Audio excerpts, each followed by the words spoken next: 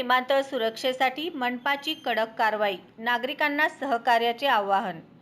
सोलापूर विमानतळ परिसरातील सुरक्षेसाठी मनपाने जलद गतीने उपाययोजना सुरू केल्या आहेत. नई जिंदगी परिसरातील मटण चिकन विक्रेत्यांचे सर्वेक्षण करून उघड्यांवर मांस विक्री बंद, कचरा फक्त बंद डब्यातच टाकण्याचे आदेश देण्यात आले आहेत. 2 स्वतंत्र घंटागाड्याद्वारे कचरा संकलनाची व्यवस्था केली असून सुपरवायझरांना नोंदवही ठेवण्याच्या सूचना दिल्या आहेत. मुख्य आरोग्य निरीक्षक आणि 3 आरोग्य निरीक्षकांना आठवड्यातून नियमित तपासणीचे आदेश दिले आहेत.